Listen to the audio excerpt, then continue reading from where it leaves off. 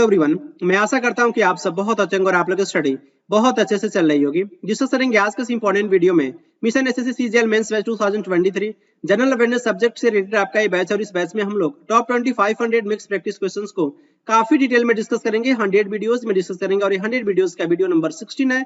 तो आइए शुरू करते हैं फिर आज का इंपॉर्टेंट वीडियो।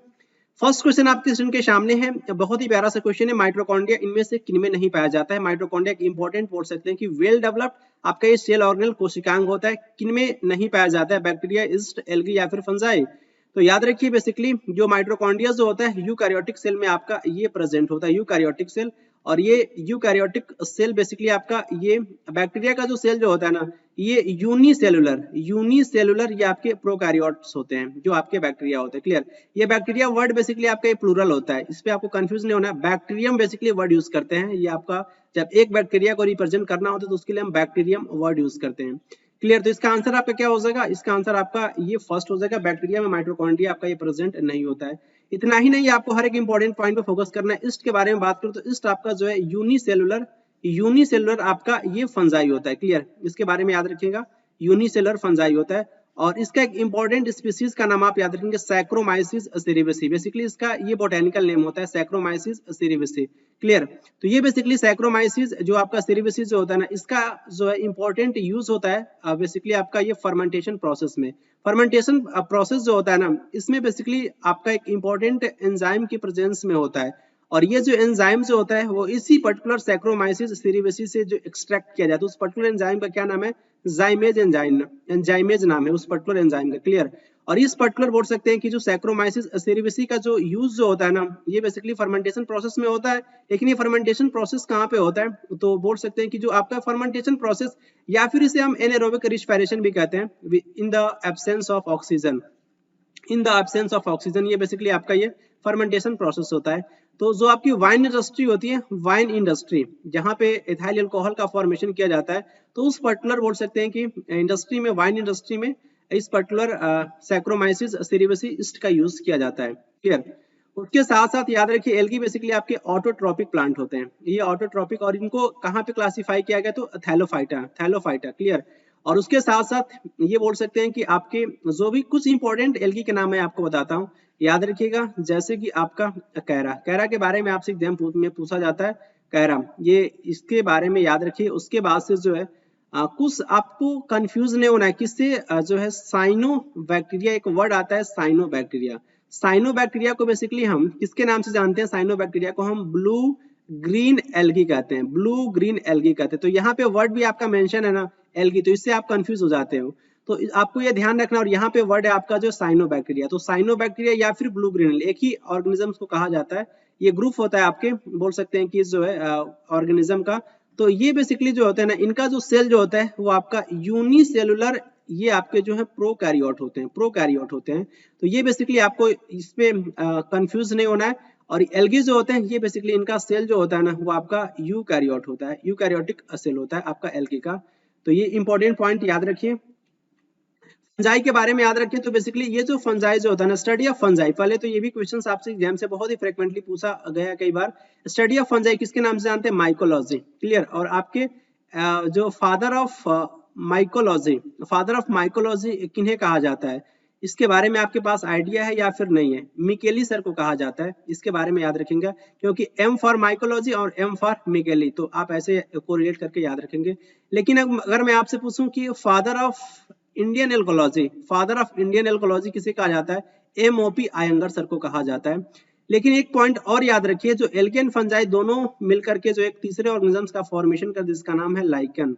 क्लियर? लाइकन। और ये लाइकन से बेसिकली हमें लिटमस ऑब्टेन होता है। और ये कह सकते हैं कि जो है लाइकन से लिटमस ऑब्टेन होता है। और एक इंपॉर्टेंट पॉइंट याद रखिए कि ये जो लिटमस जो होता है वो क्या होता है? लिटमस बेसिकली आपका ये जो है लिटमस आपका ये नेचुरल इंडिकेटर होता है। लेकिन अगर मैं आपसे पूछूं कि इस फंजाई में तो आपके दो पार्टनर रहते हैं, एल्गी और उसके साथ साथ आपके फंजाई। तो जो आपका एल्गल पार्टनर होता है उसे हम किसके नाम से जानते हैं? तो फाइकोबायोंट कहते हैं। क्या कहते हैं? फाइकोबायोंट कहते हैं। ये सारे पॉइंट मैं आपको ऑलरेडी मैं पढ़ा चुका हूं, क्योंकि लेक्चर नंबर मैं 16 ले रहा हूं, केवल मैं आपको यहाँ पे रिवाइज करवा रहा हूँ। ये आपका फंजाई जो होता है ना, ये बेसिकली आपका इस जो फंगल पार्टनर जो होता है उसको हम माइकोबायोंट कहते हैं। क्लियर? ये आपको अच्छे से क्लियर होना चाहिए आपके माइंड में। एक इंपॉर्टेंट और आप एसोसिएशन याद रखिए जो बेसिकली आपका पूछा भी जाता है, माइकोराइजा। माइकोराइजा के बारे में याद रखिए, जब आपका ये जो फंजाई जो होता है ना, फंजाई बेसिकली इसका जो ये जो बॉडी जो होता है ना फंजाई का, ये बेसिकली जो एक थ्रेड लाइक स्ट्रक्चर से मिलकर के बना होता है। आपने फंजाई को देखा होगा, ब्रेड वगैरह पे ये उगते हुए नजर आएंगे आपको जो है, क्लियर। जैसे कि आपका राइजोपस हो गया। तो ये जो आपका ये थ्रेड लाइक स्ट्रक्चर जो होता है ना, उसे बेसिकली हम हाइफा कहते हैं। एक थ्रेड लाइक स्ट्रक्चर को हम हाइफा कहते हैं। और ये बेसिकली जो हाइफी जो होता है ना, हाइफी बेसिकली आपका प्लूरल वर्ड होता है बेसिकली हाइफा का। और ये जो आपके इस तरीके से बहुत सारे जब आपके हाइफा एक दूसरे से कंबाइन होते हैं तो एक नेटवर्क लाइक स्ट्रक्चर का फॉर्मेशन देखने को मिलता है। और जिसे हम किसके नाम से जानते हैं, माइसीलियम के नाम से जानते हैं। तो ये इंपॉर्टेंट पॉइंट याद रखिएगा। लेकिन इतना ही नहीं, मैं आपको पूरा बैक्टीरिया के एक एक पॉइंट को मैं डिस्कस करूंगा। थोड़ा सा वीडियो लंबा होगा, लेकिन बैक्टीरिया से जो भी क्वेश्चंस अभी तक पूछे गए आप उन क्वेश्चंस को सॉल्व कर पाएंगे।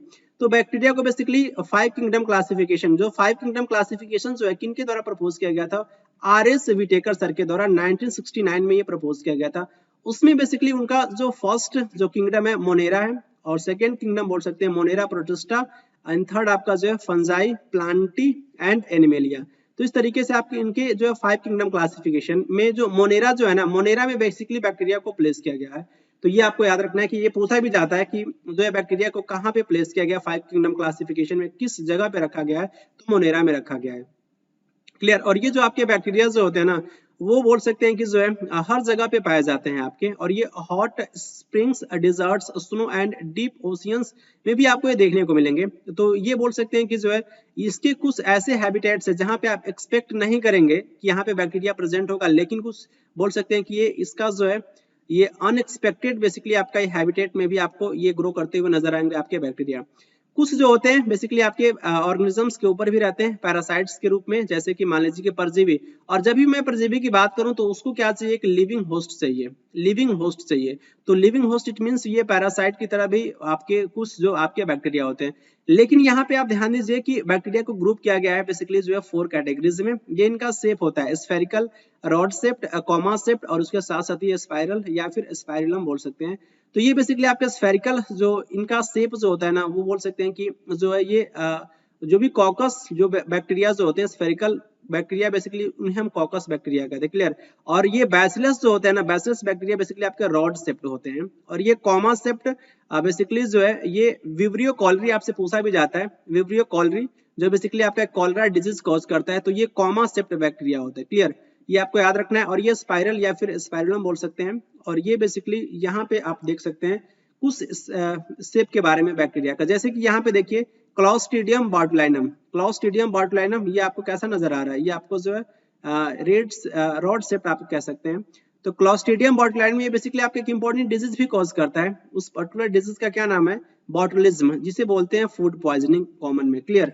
तो ये आप याद रखिए। उसके साथ साथ जो है साल्मोनेला टाइफी ये जो बैक्टीरिया जो होता है वो कौन सा डिजीज कॉज करता है, तो टाइफाइड डिजीज कॉज करता है।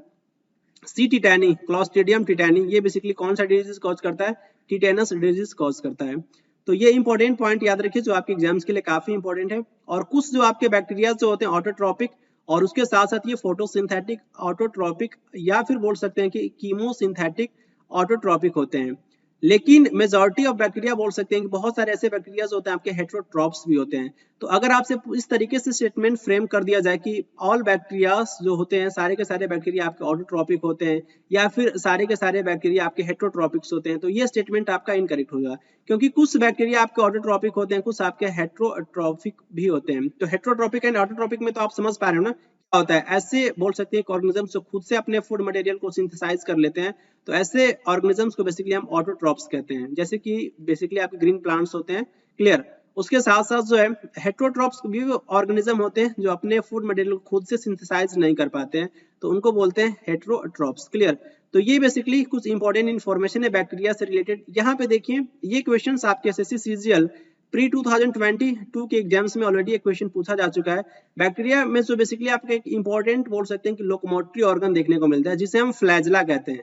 फ्लैजला। तो ये फ्लैजला के 3 पार्ट बेसिकली जब इसको माइक्रोस्कोप से देखा जाए तो काफी डीप में जाकर के क्वेश्चन पूछा गया था, इसलिए मैं आपको डीप में एक्सप्लेन भी कर रहा हूँ क्योंकि ये आपकी नीड है, इसको आप इग्नोर नहीं कर सकते हैं क्योंकि क्वेश्चंस पूछे जा रहे हैं काफी डीप में जाकर के। आजकल साइंस के मैं बारे में बात करूं तो यहाँ पे देखिए जो आपका फ्लैजला जो होता है ना बैक्टीरिया का, फ्लैजला यहाँ पे आपको देखने को मिलेगा। एक सिंगल फ्लैजला के लिए वर्ड यूज करते हैं फ्लैजलम, बहुत सारे फ्लैजलम होंगे तो आप ये कहोगे कि आपका क्या है कि फ्लैजला है। तो ये फ्लैजला के 3 पार्ट होते हैं जो आपके एग्जाम से पूछा गया था, जो आपका बेसल बॉडी होता है और ये आपका जो है हुक और ये आपका थर्ड जो होता है वो क्या होता है आपका ये फिलामेंट होता है। Basal body, hook and filament, तो ये 3 पार्ट पूछा गया था कि इनमें से आपके जो बैक्टीरिया का जो फ्लैजला जो होता है वो किन 3 पार्ट से मिलकर के बना होता है। तो उसका आंसर क्या होगा, बेसल बॉडी, उसके साथ साथ आपका ये हुक और उसके साथ साथ आप कह सकते हैं कि फिलामेंट। और ये पूछा हुआ क्वेश्चन, इसको आप अच्छे से याद रखिएगा। यहाँ पे देखिए ये बैक्टीरिया का जो है वो सेल है, इसको बहुत अच्छे से आप देखिए, इसके बारे में मैं आपको एक एक पॉइंट में बताऊंगा। तो सबसे आपको ये फर्स्ट लेयर आपको ये देखने को मिलेगा, जो फर्स्ट लेयर जो होता है ना बेसिकली उसे हम ग्लाइकोकैलिक्स कहते हैं, ग्लाइकोकैलिक्स। और ये ग्लाइकोकैलिक्स जो होता है ना ये आपके 2 टाइप्स के होते हैं ग्लाइकोकैलिक्स, जैसे कि ये सबसे आपका ये बाहरी जो आपका यहाँ पे जो लेयर आपको देखने को मिलेगा जो बेसिकली वो ग्लाइकोकैलिक्स का होता है, और ये आपके जो है सबसे आउटर मोस्ट लेयर होता है ग्लाइकोकैलिक्स का। और ये 2 टाइप्स के होते हैं, कैप्सूल और उसके साथ साथ ये स्लाइम लेयर। कैप्सूल तो यहाँ पे मेंशन है लेकिन यहाँ पे स्लाइम लेयर मेंशन नहीं है। तो बेसिकली आपको ये याद रखना कि कैप्सूल और ये स्लाइम लेयर होते हैं बेसिकली ग्लाइकोकैलिक्स के ही 2 टाइप्स होते हैं, क्लियर। और ये जो बेसिकली आपका सबसे अगर आउटर मोस्ट कवरिंग, ये भी क्वेश्चन पूछा जा चुका है आपके सीजीएल के एग्जाम्स में, सबसे आउटर कवरिंग क्या होता है बैक्टीरियल सेल में, तो ग्लाइकोकैलिक्स का होता है जो 2 टाइप से मिलकर के बना होता है, कैप्सूल और उसके साथ साथ ये आपका स्लाइम लेयर। और ये जो आपका कैप्सूल लेयर आप यहाँ पे देख भी रहे होंगे, कैप्सूल लेयर बेसिकली क्या होता है कि आपका ये थिक होता है और उसके साथ साथ ये आपका ये टफ होता है, बहुत फ्लेक्सिबल नहीं होता है, ये आपका कैप्सूल लेयर। लेकिन हम स्लाइम लेयर किसे कहते हैं, तो स्लाइम लेयर में बेसिकली क्या होता है कि आप कह सकते हो कि ये थिन होता है विद रिस्पेक्ट टू कैप्सूल, और ये बोल सकते हैं कि थिन होता है, और ये आपका ये जो भी सेल्स जो होते हैं वो आपके लूजली अरेंज होते हैं आपके स्लाइम लेयर में। और उसके साथ साथ याद रखिए जो आपका ये कैप्सूल लेयर जो होता है ना वो किससे मिलकर के बना होता है, तो कैप्सूल लेयर आपका मिलकर के बना होता है पॉलीसेकेराइड और उसके साथ साथ ये अमाइनो एसिड से मिलकर के बना होता है। और जिस किसी बैक्टीरिया में ये कैप्सूल लेयर पाया जाता है उस पर्टिकुलर बैक्टीरिया को हम किसके नाम से जानते हैं, एक वर्ड यूज करते हैं कैप्सुलेटेड बैक्टीरिया या फिर वायरुलेंट बैक्टीरिया, कैप्सुलेटेड बैक्टीरिया या फिर वायरुलेंट बैक्टीरिया कहते हैं, क्लियर। उसके बाद से आपको ये देखने को मिलेगा सेल वॉल, और सेल वॉल के प्रेजेंस होने की वजह से आप ये कह सकते हो कि बैक्टीरिया को हम प्लांट की कैटेगरी में रखते हैं, क्योंकि बैक्टीरिया में क्या पाया जा रहा है, सेल वॉल पाया जा रहा है। तो याद रखिए उसके साथ साथ जो है ये सेल वॉल के अंदर आपको देखने को मिलेगा प्लाज्मा मेम्ब्रेन, यहाँ पे देखिए प्लाज्मा मेम्ब्रेन है। और ये प्लाज्मा मेम्ब्रेन का ये जो आप फोल्डिंग देख रहे हो ना, ये भी क्वेश्चंस आपके एग्जाम से पूछा जाता है। और ये बेसिकली क्या है, ये बेसिकली जो है इसे हम मेसोजोम के नाम से जानते हैं, जो इनफोल्डिंग जो होता है प्लाज्मा मेम्ब्रेन का ना उसी को हम मेसोजोम के नाम से जानते हैं। और ये सेम इसको हम एनालॉगस मानते हैं, एनालॉगस समझ रहे ना, जो मान लीजिए कि जो फंक्शन आपका मेसोजोम जो है जो परफॉर्म करता है बैक्टीरिया में, सेम वही फंक्शन आपका ये हायर ऑर्गेनिजम्स में कौन परफॉर्म करता है, तो माइटोकॉन्ड्रिया करता है। तो एनालॉगस मानते हैं माइटोकॉन्ड्रिया को मेसोजोम के।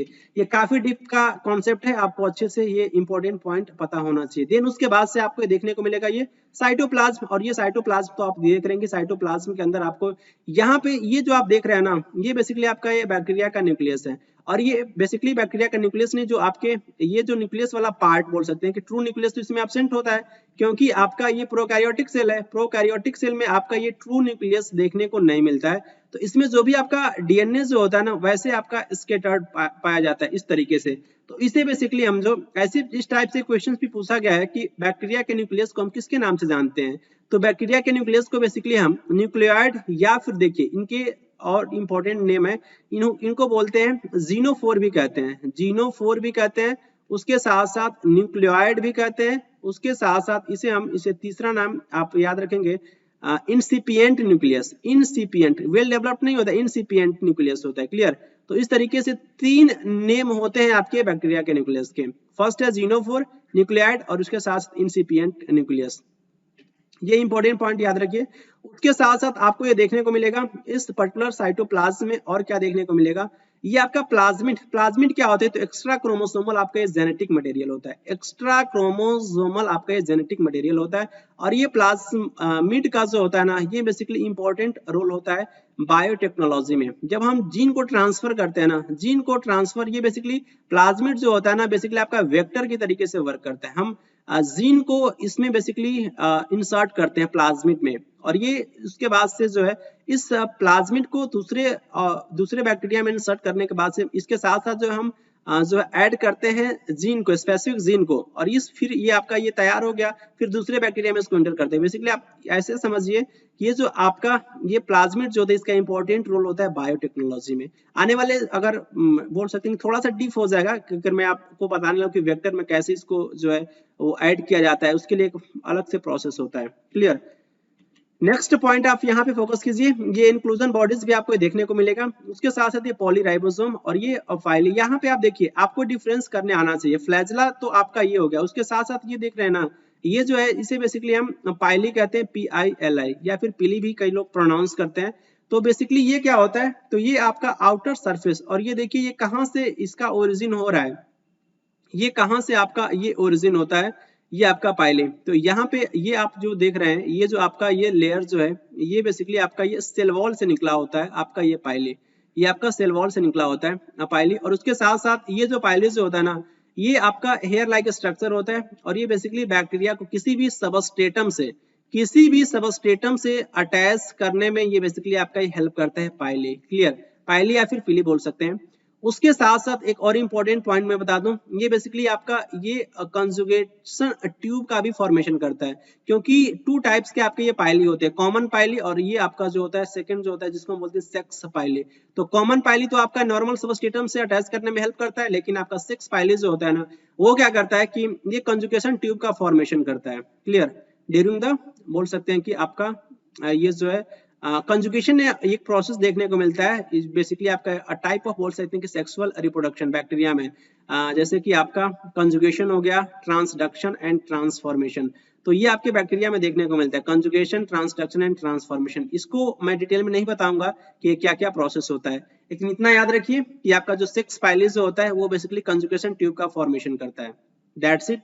यहाँ पे जो भी पॉइंट मैं डिस्कस किया हूँ सारे आपके इस पर्टिकुलर बोल सकते हैं कि जो है इसमें आपको देखने को मिलेगा। सेल वॉल के बारे में थोड़ा सा आप जो है डिटेल में इंपॉर्टेंट पॉइंट याद रखिए, क्योंकि ये आपके दो इंपॉर्टेंट इसमें जो है वो सुगर देखने को मिलते हैं। NAG stands for N acetyl glucosamine, और ये नैम मींस क्या होता है? N acetyl muramic acid. एक इंपॉर्टेंट और पॉइंट मैं बताऊं कि आपने सुना होगा काइटिन के बारे में, हमेशा मैं जिक्र करता हूं। तो ये बेसिकली काइटिन में क्या होता है ना कि ये आपका ये नैग का पॉलीमर होता है।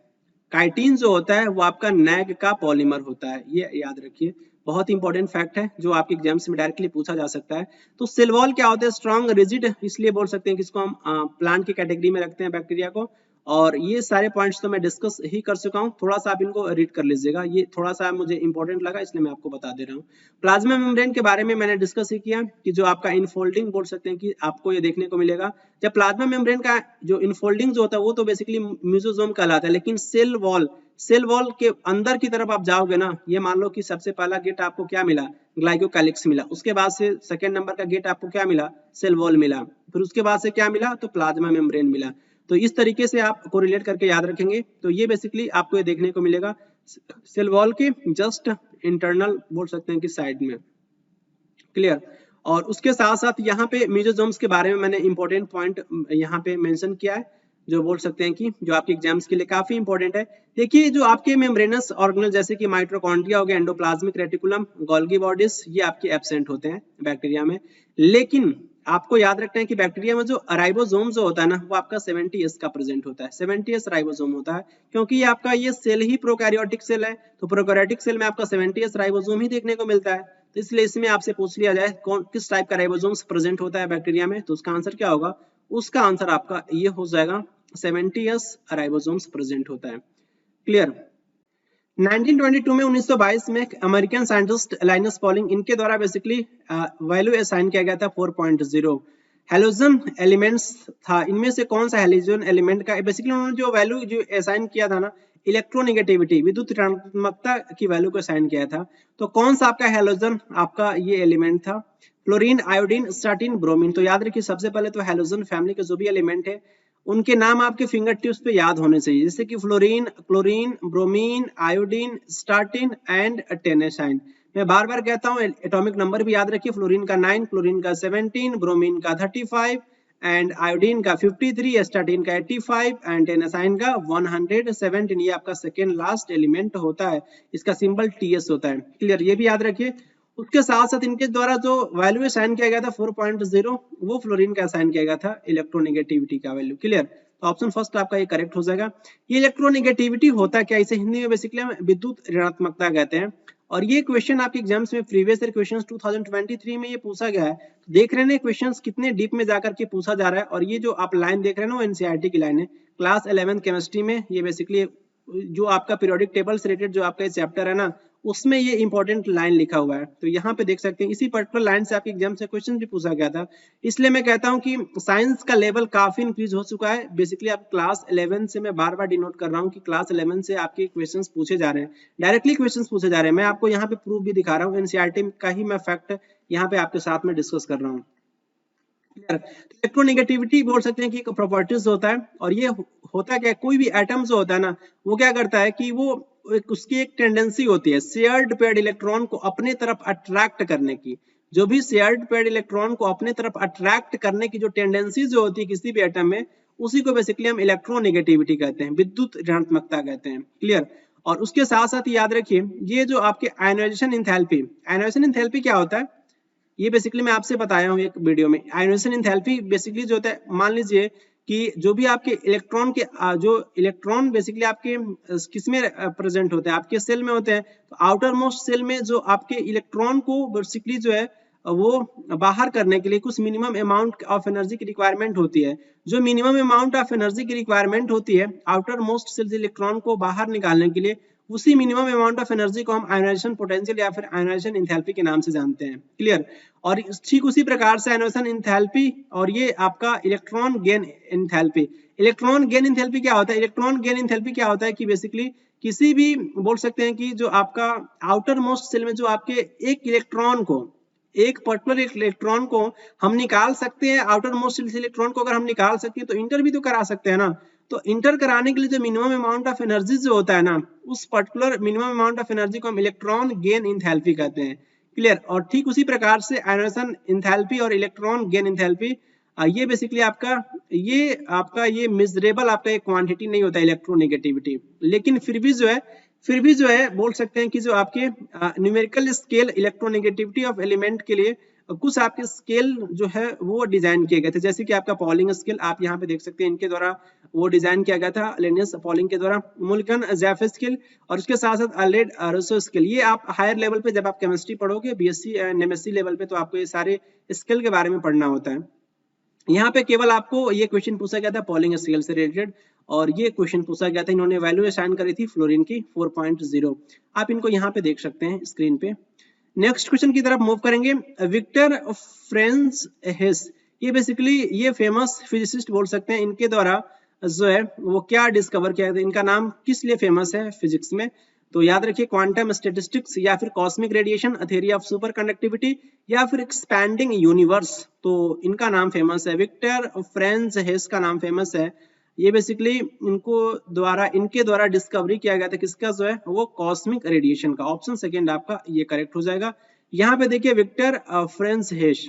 क्लियर, ये बेसिकली आपके जो है ऑस्ट्रियन अमेरिकन फिजिसिस्ट थे, और ये नोबेल बोल सकते हैं कि ये प्राइज भी बोल सकते हैं, इनको नोबेल प्राइज भी दिया गया था फिजिक्स में। और इनके द्वारा जो है वो डिस्कवरी किया गया था कॉस्मिक रेज का। आप इनको यहाँ पे इमेज में देख सकते हैं।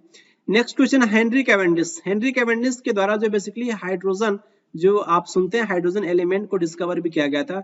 लेकिन इनके द्वारा जो कैपिटल जी जो होता है ग्रेविटेशनल कांस्टेंट जिनके बारे में आपने सुना होगा, तो इनके वैल्यू को इनके द्वारा जो बेसिकली वो जो वैल्यू जो होता है, क्या वैल्यू होता है उसका पता है आपको, कैपिटल जी का वैल्यू क्या होता है, आप कमेंट बॉक्स में बताइएगा। मैं इतना हिंट दे रहा हूँ, 6.67 इंटू 10⁻⁻11, पूरा मैं बता दे रहा हूँ, न्यूटन मीटर स्क्वायर, और ये आपका पर केजी होता है, पर केजी होता है। क्लियर, ये कैपिटल जी की वैल्यू होती है। तो बेसिकली ये जो वैल्यू जो है ना, इनके द्वारा ही बेसिकली ये बताया गया था हेनरी कैवेंडिश के द्वारा। लेकिन ये वैल्यू ना ही आपसे वैल्यू पूछ रहा है और ना ही पूछ रहा है कि किसके द्वारा असाइन किया गया था, ये पूछ ये रहा है कि कब इनके द्वारा जो है ग्रेविटेशनल कांस्टेंट का जो वैल्यूज है इनको ये बताए थे।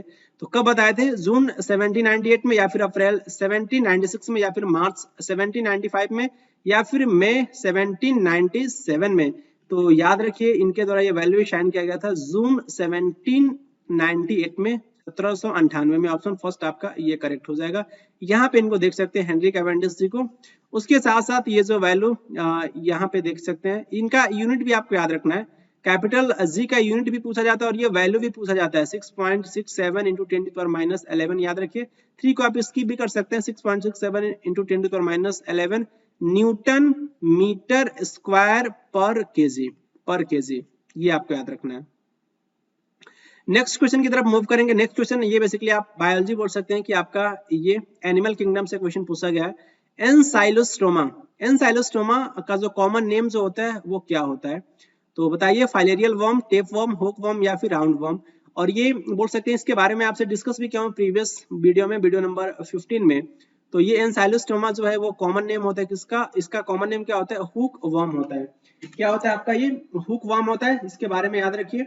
लेकिन इतना ही नहीं, आप एक पॉइंट पे इससे फोकस कीजिएगा, रिवाइज कीजिएगा। ये फाइलम इनका जो है वो स्केलमेंथिस से बिलोंग करते हैं आपके, ये एनसाइलोस्टोमा, हुक वर्म कहते हैं, स्कैरिस राउंड वर्म, और ये बुसरेरिया बेसिकली हम फाइलेरियल वर्म कहते हैं। और ये सारे पॉइंट को मैं प्रीवियस लेक्चर ही में आपको मैं डिस्कस किया हूँ।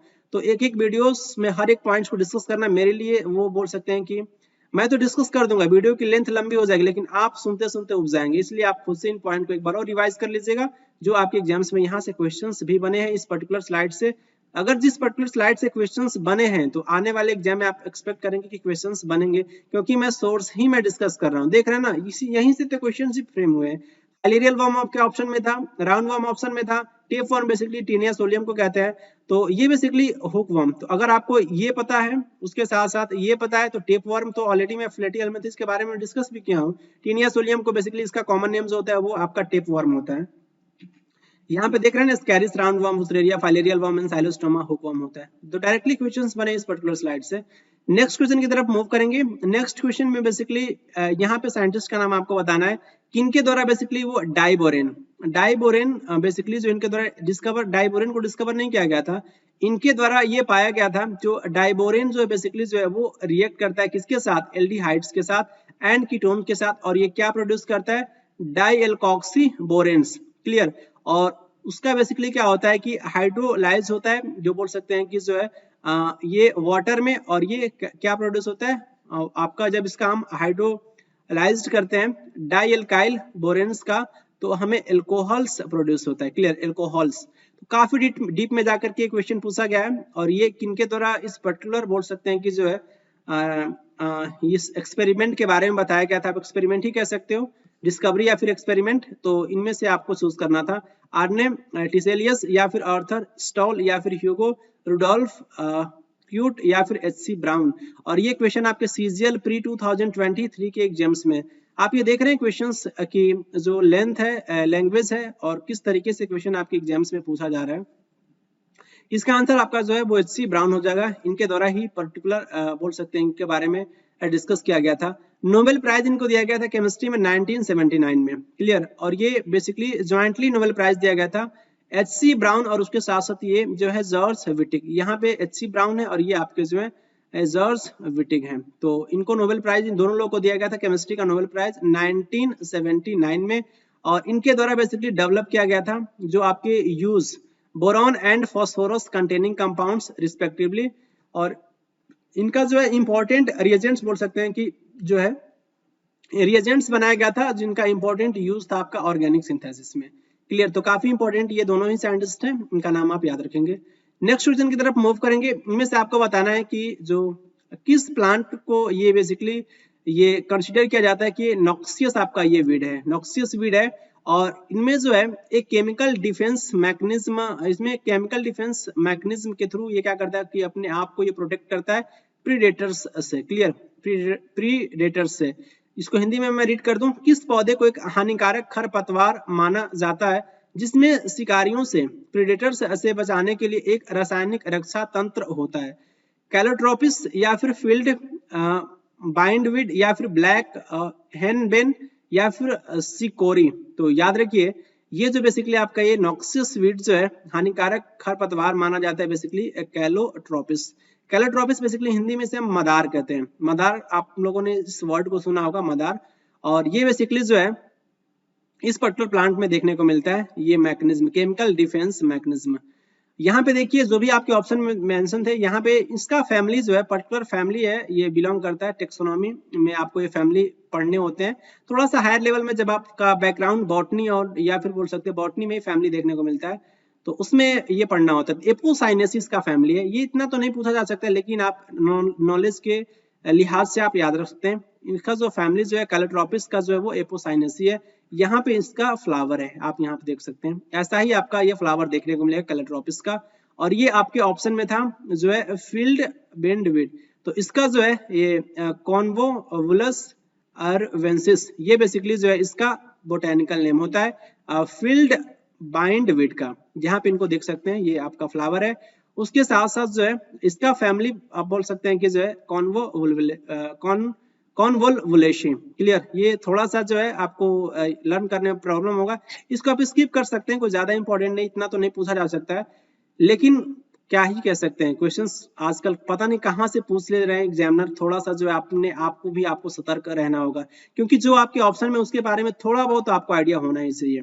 नेक्स्ट आपका जो है ऑप्शन में था आपका जो है हायो, जो आपका नाइगर था ना, एच नाइगर आप कह सकते हैं कि जो है ये बेसिकली जो है इसे हम किसके नाम से जानते हैं, तो ब्लैक आपके जो है हैनबेन या फिर स्टिंकिंग आपके नाइट शेड होते हैं। तो ये बेसिकली जो है इनके दो नेम आप बोल सकते हैं। और ये इसका फैमिली जो है वो सोलेनेसी। आपने सुना होगा बैगन, तो बैगन का भी फैमिली क्या होता है आपका जो है वैगन का फैमिली सोलेनेसी होता है। सोलेनम मेलोंजिना उसका बोटेनिकल नेम होता है। सोलेनम ट्यूबरोसम भी आपने सुना होगा। सोलेनम ट्यूबरोसम बेसिकली जो है आपका पोटैटो का क्या होता है कि ये बोटेनिकल नेम होता है सोलेनम ट्यूबरोसम। सोलेनम मेलोंजिना आपका जो है वो बैगन होता है। क्लियर, सोलेनम नाइग्रम भी आपने सुना होगा। तो ये आपके ये एक खरपतवार होता है, ये आपका सोलेनम नाइग्रम। और इसका फैमिली आप बोल सकते हैं कि ये कुल, जिसे हम हिंदी में कुल कहते हैं, बॉटनी में आपको देखने को मिलेगा। इसका फैमिली क्या है, सोलेनेसी है। और नेक्स्ट आपका जो है सिकोरी, कॉमन सिकोरी, ये बोल सकते हैं इसका जो फैमिली एस्टेरेसी। इसी फैमिली से आपका जो है गेंदा बिलोंग करता है। गेंदा समझो ना, गेंदे फ्लावर की मैं बात कर रहा हूँ। और यहाँ पे देख सकते हैं इस पर्टिकुलर प्लांट को 1,3-डाइमिथाइल बेंजीन को किसके नाम से जानते हैं? और अनदर नेम आपको बताना है इस पर्टिकुलर क्वेश्चन में। टोलुइन, BHC क्या होता है, बेंजीन हेक्साक्लोराइड होता है। M क्या होता है, M बेसिकली आपका मेटा के लिए वर्ड यूज हो जाता है, मेटाजाइलिन या फिर टेरिलिन। तो आपको एक इंपॉर्टेंट पॉइंट में बताऊं, थोड़ा सा अगर आपके पास ये ट्रिक है, थोड़ा सा डीप में जाकर के क्वेश्चन पूछा गया CGL प्री 2023 के एग्जाम्स में, अगर आपके पास ortho meta and para position का ऑप्शन अगर आपके पास क्लियर है कि बेंजीन रिंग में carbon number first and carbon number जो आपका थर्ड जो होता है ना, ये बेसिकली किसको रिप्रेजेंट करता है, तो ये बेसिकली आपका ये मेटा पोजीशन को रिप्रेजेंट करता है 1,3। तो 1,3 से आपका ये अगर क्लियर है 1,3, तो 1,3 आपको ये क्लियर है कि मेटा पोजीशन होता है, तो मेटाजाइलिन इसका आंसर हो जाएगा इस पर्टिकुलर क्वेश्चन का। लेकिन इतना ही नहीं, यहाँ पे डाई वर्ड यूज किया गया है और ये मिथाइल वर्ड यूज किया गया है। मिथाइल क्या होता है, CH3 के लिए वर्ड यूज किया जाता है मिथाइल। मैं ऑलरेडी डिस्कस किया हूँ कि बेसिकली मिथाइल हो गया, इथाइल हो गया, C2H5 ये बेसिकली आपका इथाइल हो गया, C3H7 आपका ये प्रोपाइल हो गया। तो बेसिकली कोई भी आपका एल्केन जो होता है ना, एल्केन से जब हम क्या करते हैं कि एक हाइड्रोजन को रिमूव करते हैं, तो ये बेसिकली आपका एल्काइल ग्रुप का फॉर्मेशन देखने को मिलता है। एल्काइल ग्रुप जैसे कि आपका CH4 हो गया, एक हाइड्रोजन आपने निकाला, क्या बन गया, CH3 बन गया। तो ये CH3 क्या है आपका, ये मिथाइल हो गया। आपने एथेन से क्या किया कि एक हाइड्रोजन को रिमूव कर दिया, क्या बना, C2H5 बना। तो ये जो है क्या हो गया, ये आपका जो है ये आपका इथाइल हो गया।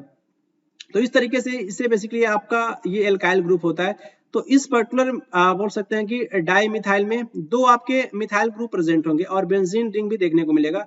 तो अगर इसके स्ट्रक्चर के बारे में बात करें तो ऐसा इसका स्ट्रक्चर देखने को मिलता है। ये आपका कार्बन नंबर 1 पे और ये कार्बन नंबर 3 पे देखिए एक आपका मिथाइल ग्रुप जो है कार्बन नंबर 1 पे अटैच है और ये कार्बन नंबर 3 पे अटैच है। यहाँ से काउंटिंग में स्टार्ट करते हैं 1 2 3 4 5 6 कार्बन होते हैं आपके जो है बेंजीन में C6H6, ये बेंजीन का फॉर्मूला होता है, तो ये याद रखिए। उसके साथ साथ आपके ये कॉन्सेप्ट और भी क्लियर होने चाहिए इसको लेकर के जो है ऑर्थो पोजीशन को लेकर के और ये पैरा पोजीशन को लेकर के। तो यहाँ पे देखिए जो आपका कार्बन नंबर 2 है, कार्बन नंबर 2 और ये कार्बन नंबर ये 6 हो जाएगा। तो 2 6 बेसिकली आपका क्या होता है कि ये आपका ऑर्थो होता है, 2 6 आपका ये ऑर्थो होता है और ये पैरा। तो यहाँ पे आपका ये जो फर्स्ट है और उसके साथ साथ ये क्या है, तो ये आपका हो जाएगा 4। तो 1/4 जो पोजिशन जो होता है ना, ये बेसिकली आपका ये पैरा होता है। तो ये आपको समझ में आया होगा। इस तरीके से आप ऑप्शन को एलिमिनेट करवाओगे और सही आंसर तक आप पहुंच पाओगे अगर थोड़ा सा आपके पास अगर आइडिया है तो। इसी के साथ आप यहाँ पे फोकस भी कीजिएगा कि ऑर्थोजाइलिन एंड पैराजाइलिन भी हमें देखने को मिलता है, लेकिन उसके साथ साथ ये जो भी आपके जो ऑर्थोजाइलिन हो गया या फिर पैराजाइलिन हो गया, सबका फॉर्मूला एक ही होता है C6H4CH3 का होल ट्वाइस। क्लियर। और all xylene isomers are colourless, सारे के सारे जो होंगे आपके ऑर्थोजाइलिन, पैराजाइलिन एंड मेटाजाइलिन। क्लियर। और ये इनके जो बोल सकते हैं कि जो सारे के सारे जो जाइलिन आइसोमर्स होते हैं वो कलरलेस होते हैं और ये हाईली आपके फ्लेमेबल होते हैं। उसके साथ साथ आपके ऑप्शन में था टेरिलिन। ये टेरिलिन क्या होता है, एक कोपॉलीमर होता है, कोपॉलीमर। ये पॉलीमर केमिस्ट्री में डिटेल में हम लोग पढ़ते हैं, तो यहाँ पे बस केवल याद रखिए कि ये टेरिलिन आपका ये कोपॉलीमर होता है और ये बेसिकली टेरेप्थैलिक एसिड और उसके साथ साथ ये इथाइलिन ग्लाइकोल दोनों दो मोनोमर से मिलकर के बना होता है आपका ये टेरिलिन, ये आपका कोपॉलीमर होता है। क्लियर। इसके बारे में आपसे मोनोमर से पूछा जा सकता है क्वेश्चन कि आपका टेरिलिन किस किस से मिलकर के बना होता है, टेरेप्थैलिक एसिड और उसके साथ साथ ये इथाइलिन ग्लाइकोल। नेक्स्ट आपके ऑप्शन में था बेंजीन हेक्साक्लोराइड, जिसका फॉर्मूला क्या होता है, जिसका फॉर्मूला होता है C6H6 एंड क्लोरीन भी इसमें 6 देखने को मिलेगा। यहाँ पे देखिए 6 क्लोरीन आपको देखने को मिलेगा, 6 हाइड्रोजन भी देखने को मिलेगा और 6 कार्बन भी देखने को मिलेगा। इसका शकल और सूरत कह सकते हैं कि जो है शकल या फिर सूरत जो है वो बेंजीन से मिलता जुलता है, इसलिए बोलते हैं बेंजीन हेक्सा। 6 आपको देखने को मिलेगा क्लोरीन, इसलिए इसका नाम क्या पड़ गया, बेंजीन हेक्साक्लोराइड। और ये इसका इंपॉर्टेंट पूछा भी जाता है, ये इंसेक्टिसाइड है, जो कीट पतंग होते हैं ना उसको, जो इंसेक्ट जो होते हैं जो आपके फसल को बर्बाद करते हैं, तो उसको बेसिकली मारने के लिए जो है ना इसका यूज किया जाता है बेंजीन हेक्साक्लोराइड का, BHC का। क्लियर। तो ये याद रखिएगा। उसके साथ साथ यहाँ पे याद रखिए टोल्यूइन। टोल्यूइन के बारे में आपसे क्वेश्चन पूछा जा सकता है क्योंकि टोल्यूइन के नाम आपको बारे में, टोल्यूइन से रिलेटेड आपको इंपॉर्टेंट पॉइंट याद रखना है कि बेंजीन की खोपड़ी पे, बेंजीन की खोपड़ी पे क्या नजर आए, CH3 नजर आए। ये बेंजीन मान लीजिए। बेंजीन का तो फॉर्मूला बहुत सिंपल होता है और स्ट्रक्चर भी बहुत सिंपल होता है। ये बेंजीन हो गया, ये मैं अच्छे से यहाँ पे आप फोकस कीजिएगा यहाँ पे, क्योंकि ये जो पाई बॉन्ड होता है ये आपका पाई बॉन्ड है, ये आपका पाई बॉन्ड है। चलिए मैं आपसे एक थोड़ा सा ये डिफिकल्ट क्वेश्चन पूछ रहा हूँ, हो सकता है इसमें भी कहीं आपसे पूछ लिया जाए कि बेंजीन में कितने सिग्मा बॉन्ड होते हैं और कितने पाई बॉन्ड होते हैं। क्लियर। ये आपको बताना है कमेंट बॉक्स में इस पर्टिकुलर क्वेश्चन का आंसर। इसको सर्च करके ही बताइएगा, लेकिन बताइएगा इसका आंसर। और यहाँ पे देखिए, यहाँ पे आपका CH3 आपका ये अटैच है, तो ये क्या हो जाएगा आपका, ये मिथाइल हो जाएगा। तो ये बेंजीन की खोपड़ी पे अगर आपको CH3 या फिर मिथाइल ग्रुप नजर आए तो उस पर्टिकुलर कंपाउंड का, किस पर्टिकुलर कंपाउंड का स्ट्रक्चर होगा, तो आपका ये टोल्यूइन होगा। क्लियर। इसका IUPAC नेम क्या होता है, IUPAC, international union of pure and applied chemistry. इसका भी फुल फॉर्म आपके एग्जाम से पूछा जा सकता है, तो मिथाइल बेंजीन होता है। क्लियर। ये आपका टोल्यूइन का IUPAC नेम। नेक्स्ट क्वेश्चन आपसे पूछा गया था, प्लांट में आपको बताना है, प्लांट सेल को अगर आप देखोगे उसके सेल वॉल में, तो सेल वॉल में बेसिकली जो आपका ये प्रेजेंट जो होता है मिडिल लैमिला, और जो आपका primary cell and secondary cell wall जो होता है। क्लियर। और ये आपका जो है ये एक्युमुलेट्स होता है in the initial stage of development during the cell expansion. जब आपका ये सेल एक्सपेंड करता है तो उसमें बेसिकली आपका ये प्लांट में क्या प्रेजेंट होता है, मिडिल लैमिला में। और primary cell and secondary cell जब आपका एक्युमुलेट करता है इनिशियल स्टेज में, जब आपका सेल एक्सपैंड करता है तो बताइए। थोड़ा सा डिफिकल्ट क्वेश्चन ये भी पूछा गया था CGL प्री 2023 के एग्जाम्स में, तो इसका आंसर क्या होगा, एल्जिनेट होता है या फिर पेक्टिन या फिर काइटिन या फिर जिलेटिन। तो ना ही आपका एल्जिन। एल्जिन के बारे में आपको बताया था कि एल्जिन कहाँ पे पाया जाता है, किस पर्टिकुलर क्लास के एल्गी में जो सेल वॉल में आपको देखने को मिलेगा एल्जिन, बताइए इसका आंसर क्या होगा। एल्जीन किस पर्टिकुलर क्लास के एल्गी में देखने को मिलता है, पता है आपको? आपको पता नहीं है, इट मीन्स आप अच्छे से वीडियो को एंजॉय नहीं कर रहे हैं। वो बेसिकली देखने को मिलता है एल्जीन जो आपका जो फियोफाइसी क्लास के एल्गी में किस किस सेल वॉल में देखने को मिलता है एल्जीन। और तो ये तो नहीं होगा, ये नहीं होगा, अगर आपने अच्छे से वीडियो को एंजॉय किया होगा। पेक्टिन होगा इसका आंसर, पेक्टिन होगा। क्लियर, प्लांट में आपको ये देखने को मिलेगा पेक्टिन जो आपका प्रेजेंट होता है मिडिल लैमिला में। और ये काइटिन क्या होता है, काइटिन बेसिकली जो कई जगह पे देखने को मिलता है काइटिन, जैसे कि आपका एक्सोस्केलेटन, एक्सोस्केलेटन जो होता है आपका आर्थ्रोपोड्स का ना, वो बेसिकली काइटिन से ही मिलकर के बना होता है। काइटिन ये पॉलीसेकेराइड होता है। उसके साथ साथ जो फंजाई का सेल वॉल जो होता है वो भी आपका काइटिन से ही मिलकर के बना होता है, CHITIN। क्लियर, तो याद रखिए ये इंपॉर्टेंट पॉइंट है, आपके एग्जाम्स में यहाँ से क्वेश्चन पूछा जा सकता है। सेल वॉल से रिलेटेड कुछ फैक्ट याद रख सकते हैं, जो यहाँ पे देखिए एल्गी का जो सेल वॉल जो होता है ना, उसमें आपको देखने को मिल सकता है सेलुलोज, गैलेक्टेंस, मैनेंस, और ये कुछ आपके मिनरल्स भी देखने को मिल सकते हैं, कैल्शियम कार्बोनेट। तो ये फैक्ट आप याद रखेंगे। एनसीईआरटी के फैक्ट है, तो एनसीईआरटी के फैक्ट आपके एग्जाम्स में डायरेक्टली रिपीट होने की पॉसिबिलिटी है। अदर प्लांट्स बेसिकली जो सेल वॉल जो होता है सेलुलोज से, तो मैक्सिमम अगर कोई भी अगर ऑप्शन में नहीं दिख रहा है तो आप डायरेक्टली मार्क करेंगे। तो प्लांट का जो सेल वॉल जो होता है वो किससे मिलकर के बना होता है, सेलुलोज से मिलकर के बना होता है। तो सेलुलोज हो सकता है हेमीसेलुलोज, पेक्टिन्स एंड प्रोटीन से मिलकर के बना होता है। क्लियर, प्लाज्मा मेम्ब्रेन किससे मिलकर के बना होता है, तो प्लाज्मा मेम्ब्रेन आपका लिपिड एंड प्रोटीन से मिलकर के बना होता है।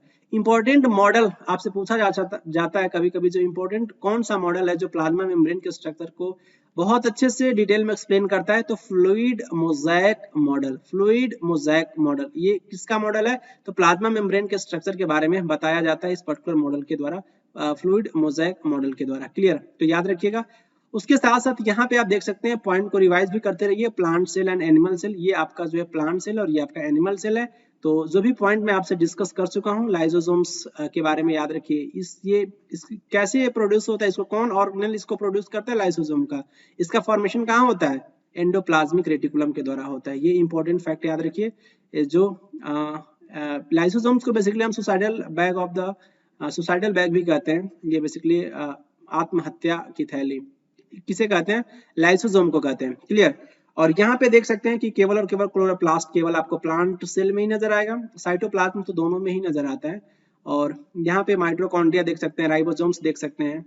यहाँ पे कॉन्सेप्ट को आप रिवाइज कीजिए। जब भी मैं जो प्रीवियस कॉन्सेप्ट को मैं स्लाइड में इसलिए इंट्रोड्यूस करता हूँ, जिससे आने वाले वीडियोस में जब आप इनको रिवाइज करोगे, बार बार देखोगे, तो आपके और भी कॉन्सेप्ट की क्लैरिटी आएगी।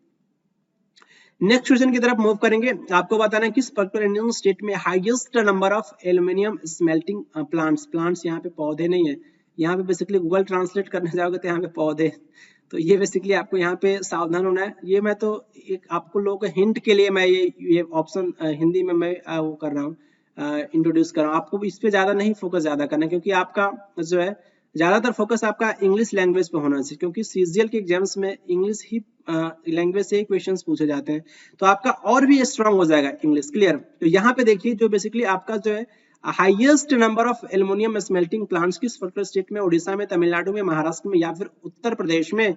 तो याद रखिए highest number of aluminium smelting plants आपको देखने को मिलेगा ओडिशा में। ऑप्शन फर्स्ट आपका करेक्ट हो जाएगा। जब एल्युमिनियम की बात आती है तो इंपॉर्टेंट पॉइंट को याद रखिएगा। हो सकता है कि यहाँ से डायरेक्टली इस पर्टिकुलर स्लाइड से मैंने इंपॉर्टेंट पॉइंट्स को ही छांट करके मैं आपके साथ डिस्कस कर रहा हूँ। इसका सिंबल क्या होता है, एल होता है, एटॉमिक नंबर 13 होता है। एल्युमिनियम पे बेसिकली आपका ट्रिपल पॉजिटिव होता है। अगर मैं आपसे कहूँ एल्युमिनियम का एटॉमिक नंबर क्या होगा, तो आप ये कहोगे कि एटॉमिक नंबर तो 13 होता है। Electronic configuration Bohr Bury law, according to Bohr Bury law क्या होता है, 283 हो जाएगा। क्लियर, लेकिन आप यहाँ पे फोकस कीजिए। अगर मैं आपसे कहूँ कि एल्युमिनियम 3 पॉजिटिव का इलेक्ट्रॉनिक कॉन्फ़िगरेशन क्या होगा, इसमें कितने नंबर ऑफ इलेक्ट्रॉन होंगे, 10 होंगे, क्योंकि 3 इलेक्ट्रॉन्स यहाँ से वो बेसिकली वो डोनेट कर चुका है एल्युमिनियम, तो इसका इलेक्ट्रॉनिक कॉन्फ़िगरेशन 28 हो जाएगा। और एल्युमिनियम 3 पॉजिटिव इस केस में जो है नंबर ऑफ इलेक्ट्रॉन्स कितने होंगे, तो 10 होंगे। तो यहाँ से कॉन्सेप्ट निकल करके आता है आइसो इलेक्ट्रॉनिक स्पीसीज का। जैसे कि अगर मैं कहूँ sodium positive, magnesium double positive होता है, और ये आपका जो है एल्युमिनियम पे ट्रिपल पॉजिटिव होता है। तो इन तीनों ही केस में आपको देखने को मिलेगा तीनों के पास कितने इलेक्ट्रॉन है, आपके 10 इलेक्ट्रॉन है। और तीनों आपके जो इंपॉर्टेंट बोल सकते हैं कि एग्जाम्पल होंगे किसके, आइसो इलेक्ट्रॉनिक स्पीसीज के, क्योंकि सबके पास क्या है, नंबर ऑफ इलेक्ट्रॉन आपके जो है वो सेम है। लेकिन वैसे इंडिविजुअली देखोगे तो सोडियम के पास जो है 11 इलेक्ट्रॉन प्रेजेंट होगा, मैग्नीशियम के पास जो है 12 इलेक्ट्रॉन प्रेजेंट होगा, और एल्युमिनियम को इंडिविजुअली देखोगे तो 13 इलेक्ट्रॉन प्रेजेंट होगा। लेकिन जब ये आयंस में होंगे तो इलेक्ट्रॉन को डोनेट कर चुके हैं, और इस केस में ये आपके आइसोइलेक्ट्रॉनिक स्पीशीज होंगे। तो इस टाइप से भी आपके एग्जाम्स में क्वेश्चंस पूछा जा सकता है। उसके साथ साथ याद रखिए कि आपका ये soft non magnetic and ductile. Non magnetic means what, ये बेसिकली जो है इसमें जो है मैग्नेट जो होता है ना एल्युमिनियम से आपका ये अट्रैक्ट नहीं होता है। इस पे थोड़ा सा जो है प्रैक्टिकली भी देख सकते हैं इसको, इसलिए यहाँ पे लिखा गया है कि ये सॉफ्ट तो होता है, उसके साथ नॉन मैग्नेटिक एंड डक्टाइल होता है। और ये आपका जो है वन स्टेबल इसका आइसोटोप देखने को मिलता है 27 एल्युमिनियम, और उसके साथ 26 एल्युमिनियम जो होता है इसका यूज किया जाता है रेडियोमेट्रिक डेटिंग में। और रॉ मटेरियल जो होता है एल्युमिनियम को किससे बनाया जाता है, तो इसका इंपॉर्टेंट ओर का नाम है बॉक्साइट। क्लियर। और एक इंपॉर्टेंट पॉइंट में बता दूं, एल्युमिनियम का जो ऑक्साइड जो होता है ना Al2O3, ये बेसिकली इसका नेचर जो होता है ना एम्फोटेरिक इन नेचर होता है, एम्फोटेरिक। क्लियर। तो ये जो आपके मेटल, ये आपका है मेटल, एल्युमिनियम आपका है मेटल, और जनरली मेटल के जो ऑक्साइड का नेचर कैसा होता है आपका, ये बेसिक होता है। और ये नॉन मेटल के जो ऑक्साइड का नेचर जो होता है वो आपका एसिडिक होता है, ये भी एग्जाम में आपसे पूछा जाता है। लेकिन जो आपका एल्युमिनियम का जो ऑक्साइड जो होता है ना वो आपका दोनों ही नेचर को शो करता है, acidic as well as the basic. इसलिए इसका जो Al2O3 जो होता है ये आपका एम्फोटेरिक इन नेचर होता है। उसके साथ साथ आपका जिंक ऑक्साइड, जिंक का जो आपका ऑक्साइड जो होता है ZnO, ये भी आपका जो है एम्फोटेरिक इन नेचर होता है। क्लियर। ये भी याद रखिए, दोनों इंपॉर्टेंट फैक्ट है। Major aluminium producing plant India में याद रख सकते हैं, जो Indian Aluminium Company Limited Hirakud Orissa में देखने को मिलेगा, ये आपको आसनसोल में देखने को मिलेगा। आसनसोल, ये एल्युमिनियम कॉर्पोरेशन ऑफ इंडिया जो देखने को मिलेगा आसनसोल के पास। और ये हिंदुस्तान एल्युमिनियम कॉर्पोरेशन लिमिटेड, ये रेनू कूट आपको देखने को मिलेगा उसी के आसपास। और ये आपका जो है Madras aluminium Company limited near Salem. Salem कहाँ पे, किस पर्टिकुलर स्टेट में है ये जगह, थोड़ा सा आप भी सर्च कीजिए। कोरबा छत्तीसगढ़ में देखने को मिलेगा। Bharat aluminium Company limited. तो इस तरीके से भी क्वेश्चन आपसे मैचिंग में पूछा जा सकता है कि भारत एल्युमिनियम कंपनी लिमिटेड कहाँ पे सिचुएटेड है, तो छत्तीसगढ़ भी ऑप्शन में दिख सकता है या फिर कोरबा दिख सकता है। कोरबा छत्तीसगढ़ में है। और ये नेशनल एल्युमिनियम कंपनी लिमिटेड, ये आपको देखने को मिलेगा कोरापुट, ये आपको उड़ीसा में। क्लियर। नेक्स्ट क्वेश्चन बताइए, ये बेसिकली जो है 1956 में ये CHSL प्री 2023 के एग्जाम्स में पूछा गया है। 1956 में जो है किस पर्टिकुलर आपका जो इनमें से कौन सा अवार्ड जो है वो दिया गया था रुक्मणी देवी अरुंडल। और ये इंपॉर्टेंट एक्सपोनेंट बोल सकते हैं कि जो है वो भारतनाट्यम जो आपका इंपॉर्टेंट क्लासिकल डांस है तमिलनाडु स्टेट का। क्लियर। तो इनको कब जो है ये दिया गया था पद्म भूषण अवार्ड, 1956 में दिया गया था ये पद्म भूषण अवार्ड। तो इसका आंसर आपका ये 4th हो जाएगा। क्लियर, मैं आपको बता ही दिया। यहाँ पे देखिए रुक्मणी देवी अरुंडेल के बारे में कुछ इंपॉर्टेंट पॉइंट याद रखिए। इनका जो है एक्सपोनेंट है भारतनाट्यम के। 1956 में इनको पद्म भूषण अवार्ड से सम्मानित किया गया था। उसके साथ संगीत नाटक एकेडमी फेलोशिप दिया गया था 1967 में। नेक्स्ट क्वेश्चन की तरफ मूव करेंगे। डीपीएसपी से ये क्वेश्चन पूछा गया है, आपको बताना है कि जो गांधीयन प्रिंसिपल जो आपका डीपीएसपी में देखने को मिलता है, तो ये बेसिकली जो है इनमें से किस कौन सा जो आपका ये जो भी आपके ऑप्शन है इनमें से कौन सा आपका जो है Gandhian principle of directive principle of state policy के अंतर्गत आता है। To separate judiciary from the executive, ये कहाँ आता है, ये तो बिल्कुल वैसे भी जो आपका इनकरेक्ट हो जाएगा। To organise village panchayat, yes DPSP में जो है ये बात कही जाती है कि जो आपका विलेज पंचायत ग्राम पंचायत का गठन। क्लियर। कौन सा आर्टिकल है, क्या आपको पता है विलेज पंचायत का गठन किस पर्टिकुलर आर्टिकल में इसके बारे में मेंशन है। और या फिर ऑप्शन अर्थात है to secure uniform civil code, ये आपको देखने को मिलेगा आर्टिकल 44 में यूनिफॉर्म सिविल कोड। या फिर प्रोवाइड करना equal pay for equal work. तो ये बेसिकली जो है इसका आंसर क्या होगा, गांधीयन प्रिंसिपल आपको देखने को मिलेगा जो है इस पर्टिकुलर आर्टिकल 40 में। To organise village panchayat, option second आपका ये करेक्ट हो जाएगा। तो जब भी बात करें डीपीएसपी तो ये इंपॉर्टेंट और ये फैक्ट आपके पास आइडिया होना चाहिए, क्योंकि डायरेक्टली यहाँ से क्वेश्चंस कई बार पूछे गए हैं कि आयरलैंड के कॉन्स्टिट्यूशन से लिया गया डीपीएसपी का कॉन्सेप्ट पार्ट 4 में देखने को मिलेगा, आर्टिकल 36 से लेकर के 51 तक। और ये लीगली आपका इनफोर्सेबल नहीं होता है किसी भी कोर्ट के द्वारा, या फिर बोल सकते हैं कि जो है फॉर देयर इसके वायलेशन, जब इसका वायलेट किया जाएगा डीपीएसपी का तो आप कहीं पे जाकर के जो है वो अपील नहीं कर सकते हो कि मेरा डीपीएसपी जो है वो उसका जो है अच्छे तरीके से इम्प्लीमेंट नहीं हो पा रहा है, इसलिए यहाँ पे लिखा है कि नॉट लीगली इन्फोर्सेबल। लेकिन अगर आपका फंडामेंटल राइट अगर आपका कोई हर्ट कर रहा है, फंडामेंटल राइट से रिलेटेड आप जा करके रिट दायर कर सकते हो। क्लियर, आर्टिकल 226 और उसके साथ साथ आर्टिकल 32। तो आपको बताना है कि किस आर्टिकल के तहत आपका सुप्रीम कोर्ट रिट जारी करता है और किस आर्टिकल के तहत आपका ये हाई कोर्ट रिट जारी करता है, तो ये आपको बताना है। क्लियर, उसके साथ साथ यहाँ पे देखिए जो आपका कॉन्सेप्ट बिहाइंड है आपको देखने को मिला डीपीएसपी में, जो वेलफेयर स्टेट के बारे में बात करता है।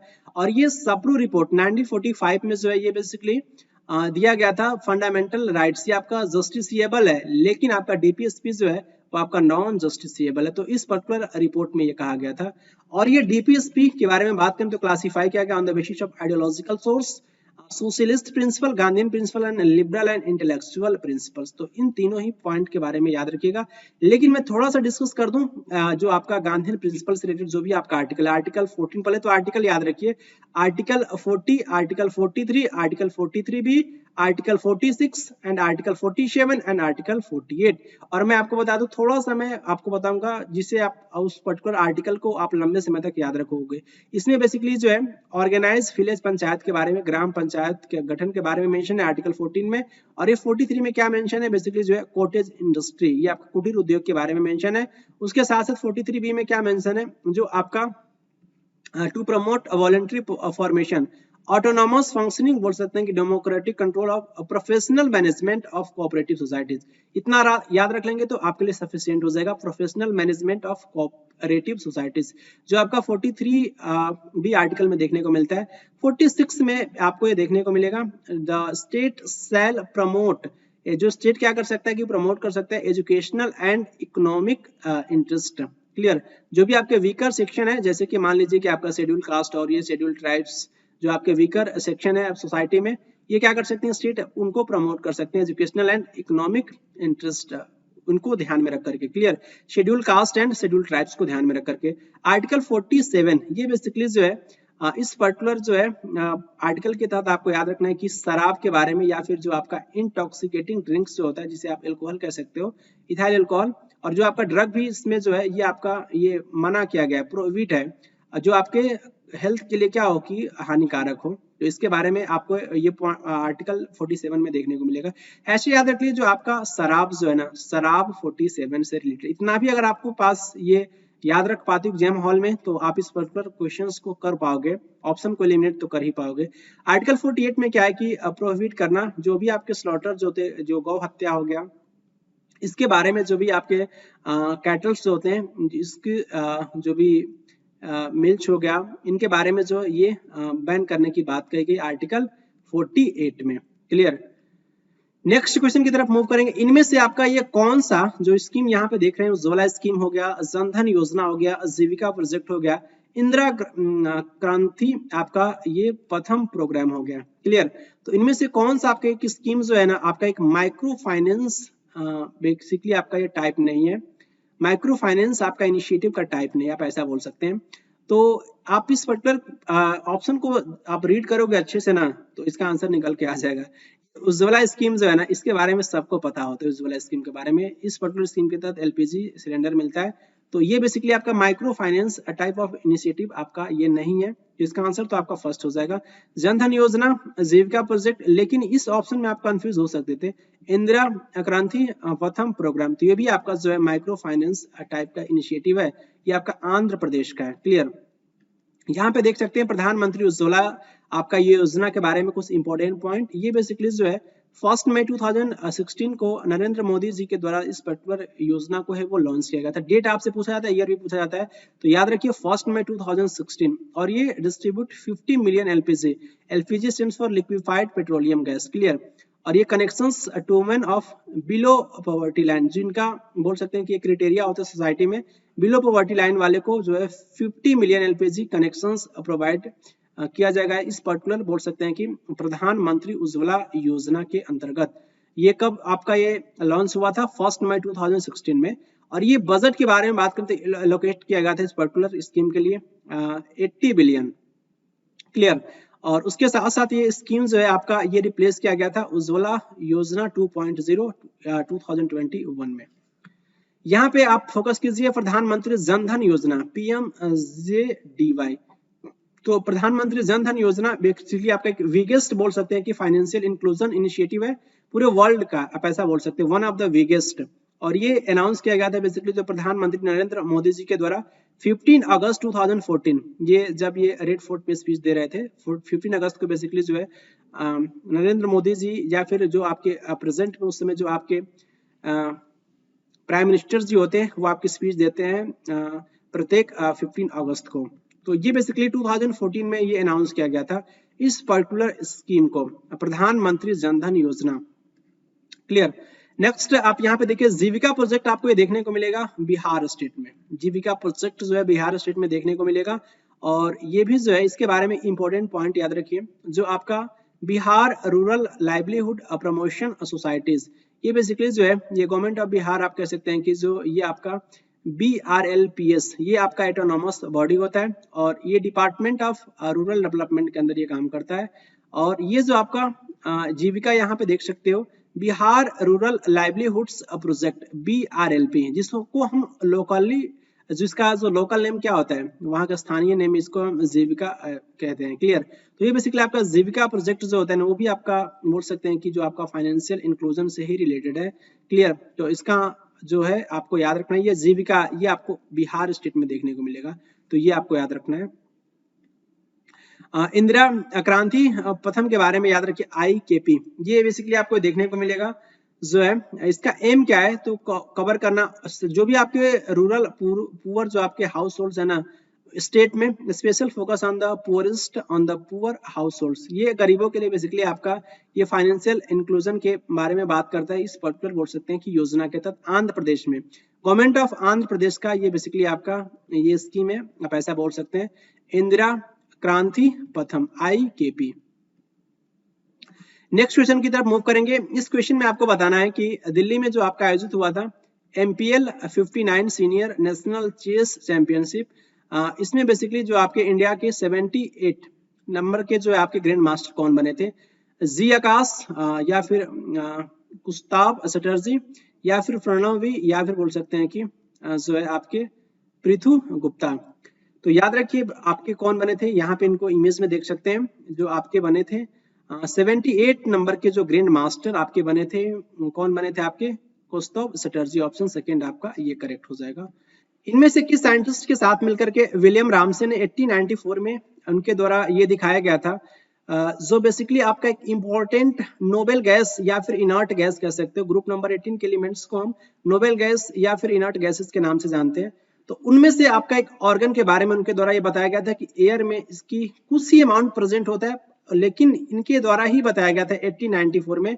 एक तो साइंटिस्ट आपके विलियम रामसे थे और इनमें से कौन एक साइंटिस्ट थे उनका नाम आपको बताना है, तो दूसरे साइंटिस्ट आपके थे लॉर्ड रेले। क्लियर। तो ये बेसिकली इन दोनों ही साइंटिस्ट के द्वारा ये बताया गया था कि जो आपके एयर में जो है आपका ये इनर्ट गैस जो है आपका ये ऑर्गन प्रेजेंट होता है, बहुत ही कम क्वांटिटी होता है लेकिन प्रेजेंट होता है। जैसे कि याद रखिए नाइट्रोजन जो आपका एटमॉस्फेयर में या फिर एयर में कितना होता है 78%, उसके साथ ऑक्सीजन अप्रॉक्स 21% होता है और ये कार्बन डाइऑक्साइड ये आपका 0.03% होता है। ये बहुत ही इंपॉर्टेंट आपका ये परसेंट है जिसके बारे में आपको याद रखना है। उसके बाद जो भी आपका जो भी परसेंटेज बच गया 100 में से जब इनको आप माइनस करोगे तो अदर गैसेस में से आपका ये प्रेजेंट होता है ऑर्गन जो आपका इनर्ट गैस या फिर कह सकते हैं कि आपका ये नोबेल गैस होता है ऑर्गन। नोबेल गैस के बारे में याद रखिए ग्रुप नंबर 18 के एलिमेंट्स के अंदर इसको रखा गया नोबेल गैसेस को, जैसे कि आपका helium, neon, organ, krypton, xenon, radon. Clear. तो यहाँ पे आपको ये देखने को मिलेगा ऑर्गन। ऑर्गन देखिए ऑर्गन का एटॉमिक नंबर क्या होता है, तो ऑर्गन का एटॉमिक नंबर आपका 18 होता है और ये हीलियम का 2, नियॉन का 10, क्रिप्टॉन का 36, जेनॉन का 54 एंड रेडॉन का 86 एंड लास्ट याद रखिए ऑग्निशन ओजिस का जो बेसिकली आपका ये सिंबल होता है और इसका एटॉमिक नंबर 118 होता है। क्लियर। तो ये भी फैक्ट साथ के साथ आप याद रखेंगे। विलियम रामसे इनको यहाँ पे देख सकते हैं, नोबेल प्राइज 1904 में दिया गया था सर विलियम रामसे और उनके इंपॉर्टेंट बोल सकते हैं कि जो है recognition in his service discovery of the inert gases element in the air.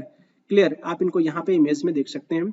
Next question की तरफ मूव करेंगे। इस पर्टिकुलर क्वेश्चन में आपको बताना है कि जहाँ पे आपका वेस्टर्न घाट्स, क्लियर, और उसके साथ साथ जो आपका ईस्टर्न घाट्स दोनों का मीट पॉइंट जो होता है उस पर्टिकुलर वो प्लेस जो आपको साउथ इंडिया में देखने को मिलेगा। तो किस पर्टिकुलर पॉइंट पे दोनों का ये मिलन होता है, western Ghats and eastern Ghats का? Satpura hills, Nallamala hills, Nilgiri hills या फिर महेंद्रगिरी हिल्स? तो याद रखिए नीलगिरी हिल्स। ये मैं कई बार आपसे बताया भी हूँ कि eastern Ghats and western Ghats का जो आपका मिलन पॉइंट जो होता है, जहां पे मिलता है आपका eastern and western Ghats, Nilgiri hills में। ऑप्शन थर्ड आपका ये करेक्ट हो जाएगा। यहाँ पे याद रखिए कुछ इंपॉर्टेंट आपके हिल्स ऑफ पेनिनसुलर इंडिया, जैसे कि आप यहाँ पे देख सकते हैं, ये आपसे पूछा भी जाता है। कार्डमम हिल्स आपको ये तमिलनाडु में देखने को मिलेगा। यहाँ पे देखिए नीलगिरी हिल्स, उसके साथ साथ दोदाबेट्टा हिल्स, अन्नामलाई हिल्स, उसके साथ साथ जो अनाईमुडी। क्लियर? तो ये बेसिकली यहाँ पे थोड़ा सा आपको पॉज करके जो है जावड़ी हिल्स देख सकते हैं, सेवराई हिल्स, ये पूछा जा चुका है। जावड़ी हिल्स, सेवराई हिल्स किस पर्टिकुलर स्टेट में देखने को मिलता है? तमिलनाडु में। क्लियर? और ये यहाँ पे नागरी हिल्स देख सकते हैं। उसके साथ साथ जो है आपका ये पलानी हिल्स देख सकते हैं। तो ये इंपॉर्टेंट आपका ये इमेज है, इसको थोड़ा सा वीडियो को पॉज करके जो है अच्छे से एक बार इसको आप खुद से जो है एक एक हिल को देख लीजिएगा, जो आपके एग्जाम्स के लिए काफी इंपॉर्टेंट है। नेक्स्ट क्वेश्चन की तरफ मूव करेंगे। नेक्स्ट क्वेश्चन जो आपसे पूछा गया, ये भी आपका CHSL प्री 2023 में ये क्वेश्चन पूछा गया था। फर्स्ट रेडियो शो जो आपका ब्रॉडकास्ट हुआ था आपका इंडिया में किस पर्टिकुलर ईयर में? 1923 में, 1936 में, या फिर 1911 में, या फिर 1927 में? तो कब ये आपका ये प्रसारित किया गया था first radio show broadcast in India? 1923 में। ऑप्शन फर्स्ट आपका ये करेक्ट हो जाएगा। यहाँ पे देख सकते हैं, क्लियर, जून 1923 में। और अकॉर्डिंग टू एग्रीमेंट ऑन 23 जुलाई 1927, ये बेसिकली आपका ये private Indian broadcasting company limited, जिसे बेसिकली हम IBC कहते हैं, ये ऑथराइज्ड थी जो है ऑपरेट 2 रेडियो स्टेशन, जैसे कि फर्स्ट है आपका बॉम्बे स्टेशन जो आपका स्टार्ट हुआ था 23 जुलाई 1927 में, और ये कलकत्ता स्टेशन जो आपका ये 26 अगस्त 1927 को स्टार्ट हुआ था। नेक्स्ट क्वेश्चन में आपको बताना है कि इनमें से किस पर्टिकुलर स्टेट के द्वारा जो है वो आपका ये फर्स्ट स्टेट बना है, जो बेसिकली आपका जिनके द्वारा ये इनेक्ट किया गया था राइट टू हेल्थ एक्ट 2022। तो बताइए ये आपका पंजाब है, या फिर राजस्थान, या फिर हरियाणा, या फिर मध्य प्रदेश? तो आपका ये राजस्थान है। राजस्थान जो बेसिकली आपका ये फर्स्ट स्टेट बना था, आप कह सकते हैं कि लागू करने वाला right to health act 2022। Option ये फर्स्ट सेकंड आपका करेक्ट हो जाएगा, राजस्थान। यहाँ पे देख सकते हैं, इंपॉर्टेंट पॉइंट है, मैं आपको PDF में शेयर करता हूँ। एक बार तो आप खुद से पढ़िएगा, क्योंकि आपकी रीडिंग स्किल भी से इंप्रूव होगी और भी कॉन्सेप्ट की क्लैरिटी आएगी। ये किनका इमेज है? पहचानो कौन? ये आपके लिए ये क्वेश्चन हो गया, इनका क्या नाम है? इनमें से आपका कौन सा एक qualitative measure of credit control है जो बेसिकली आपका RBI के द्वारा यूज किया जाता है? CRR, cash reserve ratio, moral suasion, या फिर SLR, statutory liquidity ratio? Only A, only B, both B and C, या फिर ओनली C? तो याद रखिए ये बेसिकली आपका ये qualitative measure of credit control के बारे में बात करें तो आपका ये मॉरल सॉशन होता है। ऑप्शन आपका ये B, ओनली B इसका करेक्ट हो जाएगा, सेकंड इसका आंसर होगा। मॉरल सॉशन ये आपका जो है ये RBI के द्वारा, जो भी आप बोल सकते हो कि ये क्वालिटेटिव टूल है, यूज किया जाता है RBI के द्वारा, रिजर्व बैंक ऑफ इंडिया के द्वारा, क्रेडिट कंट्रोल आप ऐसा बोल सकते हैं। और ये क्वांटिटेटिव मेजर के बारे में बात करें, ये भी आपका यूज किया जाता है RBI के द्वारा, जैसे कि आपका ओपन मार्केट ऑपरेशन हो गया, बैंक रेट हो गया, वेरिएबल रिजर्व रेशियो हो गया। यहाँ पे फोकस कीजिए कैश रिजर्व रेशियो। ये कैश रिजर्व रेशियो होता है क्या, इसके बारे में फोकस कीजिए कि जो आपका टोटल डिपॉजिट्स जो होता है ना, जो कॉमर्शियल बैंक के पास जो इसका पूरा का पूरा जो डिपॉजिट्स जो होता है उसका कुछ पोर्शन वो बेसिकली जो RBI के पास जमा करना होता है कैश के फॉर्म में। क्लियर? तो उसी जो आपका कैश रिजर्व जो होता है RBI के पास में, टोटल डिपॉजिट्स का कुछ पोर्शन, तो उसी को कहते हैं कैश रिजर्व रेशियो। समझ में आया? स्टैट्यूटरी लिक्विडिटी रेशियो क्या होता है? ये बेसिकली ये भी आपका ये पोर्शन होता है डिपॉजिट्स का, लेकिन ये जो है आप कह सकते हो कि जो है किसके फॉर्म में होता है? लिक्विड एसेट्स लाइक गोल्ड हो गया, अप्रूव्ड गवर्नमेंट सिक्योरिटीज हो गया, और ये बैंक अपने पास रखता है। क्लियर? जो बोल सकते हो कि स्टैट्यूटरी लिक्विडिटी रेशियो। क्लियर? ये भी आपका डिपॉजिट्स का भी पोर्शन होता है। और ये यदि आपका RBI चाहे तो कंट्रोल क्रेडिट एंड ये जो आपका ये डिस्करेज कर सकता है क्रेडिट को, इसको बेसिकली इंक्रीज भी कर सकता है CRR को, और उसके साथ साथ जो SLR को ये आपका ये डिक्रीज भी कर सकता है। तो इसके बारे में भी आप याद रखिएगा। नेक्स्ट क्वेश्चन की तरफ मूव करेंगे। CHSL 2023 में ये क्वेश्चन पूछा गया था प्री के एग्जाम्स में, सेंसस से क्वेश्चन पूछा गया था, जो आपका अकॉर्डिंग टू 2011 सेंसस के अकॉर्डिंग आपको बताना है बर्थ रेट ऑफ इंडिया कितना है? 20.5%, 20%, 21.8% या फिर 28%? तो 21.8%, ऑप्शन थर्ड आपका ये करेक्ट हो जाएगा। ये जो आपका ये जो बर्थ रेट जो हम देखते हैं बेसिकली जो है 1000 पीपल जो आपका कितने आपके इन्फेंट्स कितने आपके बच्चे जो हैं वो पैदा हुए फॉर 1000 पीपल में देखा जाता है। क्लियर? 21.8% बोल सकते हैं कि बर्थ रेट था इंडिया का अकॉर्डिंग टू 2011 सेंसस के अकॉर्डिंग। ये आपका साल प्लांट है और ये अकेशिया और ये बबूल कह सकते हैं ये, और ये बम्बो बांस होता है। तो ये किस प्रकार की शुष्क उष्णकटिबंधीय जिस प्रकार में जो आपके ये पाए जाते हैं वहां पे बेसिकली जो है कितने आपके अमाउंट ऑफ रेनफॉल होता है। क्लियर? तो फ्रॉम 51 सेंटीमीटर टू 151 सेंटीमीटर या फिर बिटवीन 250 सेंटीमीटर या फिर 251 सेंटीमीटर या फिर इससे भी अधिक या फिर बिलो 25 सेंटीमीटर। तो इसका आंसर क्या होगा? ये जो आप प्लांट यहाँ पे देख रहे हो साल, अकेशिया एंड बम्बू, ये बेसिकली आपके ये ट्रॉपिकल ड्राई ट्रॉपिकल फॉरेस्ट में पाए जाते हैं जहां पे वर्षा बेसिकली आपको देखने को मिलेगा रेंज 51 सेंटीमीटर से लेकर के 151 सेंटीमीटर तक। ऑप्शन फर्स्ट आपका ये करेक्ट हो जाएगा। लेकिन यहाँ पे फोकस कीजिए ड्राई डेसिडुअस फॉरेस्ट के बारे में। ये एनसीईआरटी का फैक्ट मैं डिस्कस कर रहा हूँ ड्राई डेसिडुअस फॉरेस्ट के बारे में। ये जो आपकी इस टाइप के जो प्लांट जो पाए जाएंगे, जो प्लांट मिलकर के बोल सकते हैं कि ये फॉरेस्ट का ही फॉर्मेशन करते हैं। तो ड्राई डेसिडुअस फॉरेस्ट, जो ड्राई डेसिडुअस फॉरेस्ट होंगे वो बेसिकली उस पर्टिकुलर इनके लिए कितना रेनफॉल रिक्वायरमेंट होता है 100 सेंटीमीटर एंड 17 सेंटीमीटर के बीच में। क्लियर? और ये आपको देखने को मिलेगा Bihar and Uttar Pradesh peninsular plateau में, planes of Bihar and Uttar Pradesh में। और ये इंपॉर्टेंट यहाँ पे इस पर्टिकुलर फॉरेस्ट में कुछ आपके कॉमन एनिमल्स भी देखने को मिलते हैं। लायन हो गया, tiger, pig, deer and elephant. और ये नाम पूछे जाते हैं, ये नाम जो है आपके एनिमल्स के नाम पूछे जाते हैं। इस टाइप के क्वेश्चंस आपके सीजीएल प्री 2022 के एग्जाम्स में पूछे गए थे। उसके साथ साथ ये आपकी huge variety of birds, lizards, snakes and tortoise basically आपका कछुआ, ये भी आपको देखने को मिलेंगे इस पर्टिकुलर ड्राई डेसिडुअस फॉरेस्ट में। ये क्वेश्चन आपसे पूछा गया है, बोल सकते हैं कि इकोलॉजी पॉइंट से मैं आपसे पूछ रहा हूँ। ये क्वेश्चन एनसीईआरटी बेस्ड क्वेश्चन है। फूड चेन में बेसिकली जो आपका थर्ड ट्रॉपिक लेवल जो होता है वो ऑलवेज किसके द्वारा ये ऑक्युपाइड किया जाता है? कार्निवोर्स होते हैं, हर्बीवोर्स या फिर डिकम्पोजर्स या फिर प्रोड्यूसर्स। तो ये बेसिकली आपके हमेशा कह रहा है कि ऑलवेज लगा है तो आपको थोड़ा सा सावधान होना है। Third trophic level food chain में तो ये बेसिकली आपके ऑलवेज किसके द्वारा ऑक्युपाई किया जाता है? कार्निवोर्स के द्वारा ये ऑक्युपाई किया जाता है। ऑप्शन फर्स्ट आपका करेक्ट हो जाएगा। यहाँ पे देखिए फर्स्ट ट्रॉपिक लेवल पे आपके प्रोड्यूसर्स होते हैं। यहाँ पे देखिए प्रोड्यूसर्स जो आपके ग्रीन प्लांट्स जो होते हैं ना, उसे बेसिकली हम प्रोड्यूसर्स कहते हैं। क्लियर? यहाँ पे देख सकते हैं ग्रीन प्लांट्स, और ये आपके फर्स्ट ट्रॉपिक लेवल पे होते हैं।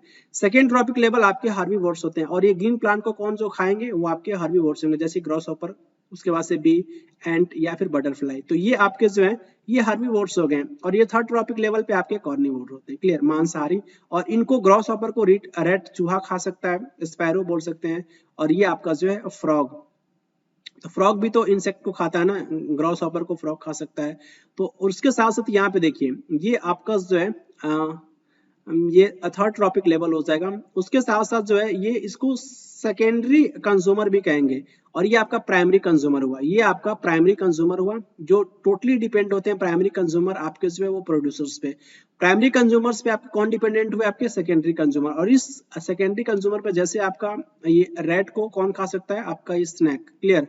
और ये फ्रॉग को बेसिकली खाता है। फ्रॉग को याद रखिए, फ्रॉग को स्नैक के द्वारा जो है वो खाया जाता है।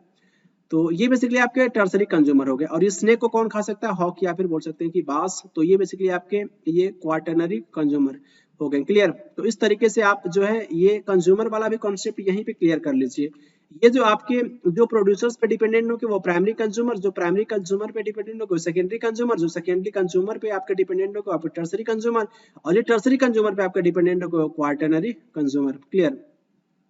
और यहाँ पे देखिए यहाँ पे क्या होता है कि 10% जो है ना बेसिकली आपका ये जब एनर्जी का ट्रांसफर जो होता है ना वो 10% ही वन ट्रॉपिक लेवल से अनदर ट्रॉपिक लेवल पर 10% ही एनर्जी केवल और केवल ट्रांसफर हो पाता है। यहाँ पे 100% अगर सनलाइट से एनर्जी मिला तो इसका 10% ही ये आपका जो है प्राइमरी कंज्यूमर के पास पहुंचेगा।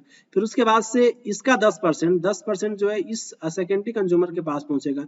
फिर इसका 10% जो है इसके पास पहुंचेगा। तो ये बेसिकली ये भी आपको याद रखना है कि, और ये एनर्जी का जो फ्लो जो होता है इकोसिस्टम में आपका यूनी डायरेक्शनल होता है, यूनी डायरेक्शनल होता है, बाई डायरेक्शनल नहीं होता है, यूनी डायरेक्शनल होता है। और ये केवल और केवल 10% ही जो होता है वन ट्रॉपिक लेवल से अनदर ट्रॉपिक लेवल पर आपका ये एनर्जी आपका ये ट्रांसफर होता है। क्लियर? इसी कॉन्सेप्ट पे 10% के कॉन्सेप्ट पे नेक्स्ट क्वेश्चन आपसे मैं पूछ रहा हूँ, इसका आंसर आप कीजिएगा, प्रयास कीजिएगा, क्योंकि उसी बेस पे आपका ये ट्रॉपिक लेवल का कॉन्सेप्ट और ये 10% एनर्जी का जो ट्रांसफर जो होता है ना वन ट्रॉपिक लेवल से अनदर ट्रॉपिक लेवल पे, उसका भी कॉन्सेप्ट आपके और क्लियर हो जाएंगे इस पर्टिकुलर क्वेश्चन को सॉल्व करने के बाद से। ये जो आपका ये फूड चेन है, फूड चेन आप यहाँ पे देख सकते हैं, ग्रास को किसके द्वारा खाया जाएगा, ग्रास हॉपर के द्वारा, ग्रास हॉपर को खाया जाएगा फ्रॉग के द्वारा, फ्रॉग को खाया जाएगा स्नेक के द्वारा और स्नेक को खाया जाएगा हॉक या फिर बाज के द्वारा। तो ये बेसिकली आपका फूड चेन है, फूड वेब नहीं है। फूड वेब में क्या होता है, ब्रांचेस बेसिकली उसमें जो है वो ब्रांचेस निकले होते हैं। क्लियर? ये इस तरीके से वो ब्रांचेस उसमें बन जाते हैं। तो ये आपका जो है ये फूड चेन है, ना कि फूड वेब है। तो इसमें बेसिकली फोर्थ ट्रॉपिक लेवल पे एनर्जी का वैल्यू यहाँ पे दे रखा है। फोर्थ ट्रॉपिक लेवल आपका ये फर्स्ट सेकंड थर्ड फोर्थ यहाँ पे दे रखा है 5 किलो जूल है। तो बेसिकली इस प्रोड्यूसर के पास कितना आपका एनर्जी होगा ये आपको बताना है। तो 5 किलो जूल ये बेसिकली आपको देखना है यहाँ पे। ये आप जब आप थोड़ा सा इसमें अपोजिट चलिए तो यहाँ पे आप क्या कर रहे थे कि जो है वो 10 से आप डिवाइड कर रहे थे। जब आप इधर जाओगे तो 10 से आपको डिवाइड करना होगा, लेकिन यहाँ पे क्या होगा कि यहाँ पे बेसिकली जो है आपको 10 से मल्टीप्लाई करना होगा, क्योंकि यहाँ पे आप अपोजिट जा रहे हो। तो 5 किलो जूल है तो यहाँ पे कितना हो जाएगा, फ्रॉग के पास कितना एनर्जी होगा, तो 50 होगा। तो 50 का है तो 10% आपका 5 होगा। इस तरीके से भी आप कोरिलेट कर सकते हो। फिर फ्रॉग से के पास जो है 50 किलो जूल है तो इस ग्रॉस हॉपर के पास कितना होगा, जो है 500 किलो जूल होगा। उसके बाद से जो है इसके पास ग्रॉस के पास या फिर बोल सकते हैं घास के पास, जो ग्रीन ग्रास है उसके पास एनर्जी की वैल्यू कितना होगा, तो 500 इंटू 10 कितना हो जाएगा, 5000 किलो जूल हो जाएगा। तो इसका आंसर बेसिकली आपका ये 5000 किलो जूल होगा। इस पर्टिकुलर बोल सकते हैं ग्रास के पास जो है एनर्जी का जो वैल्यू होगा वो 5000 किलो जूल होगा। ऑप्शन डी आपका ये करेक्ट हो जाएगा। समझ में ये आपका ये 10% का कॉन्सेप्ट, और आपको और स्ट्रांग हुआ होगा आपका ये कॉन्सेप्ट। और ये कॉन्सेप्ट किसके द्वारा दिया गया था, तो लिंडमैन नाम के साइंटिस्ट थे, उनके द्वारा ये दिया गया था। क्लियर? आप इनको थोड़ा सा रीड कर लीजिएगा और भी आपको और कॉन्सेप्ट की क्लैरिटी आएगी। नेक्स्ट क्वेश्चन की तरफ मूव करेंगे। एक्युमुलेशन जब होता है नॉन बायोडिग्रेडेबल पेस्टिसाइड्स, जैसे कि आपका नॉन बायोडिग्रेडेबल पेस्टिसाइड्स, आप कुछ बता सकते हो पेस्टिसाइड्स, डीडीटी बहुत इंपॉर्टेंट है आपका। ये नॉन बायोडिग्रेडेबल आपका पेस्टिसाइड्स होता है।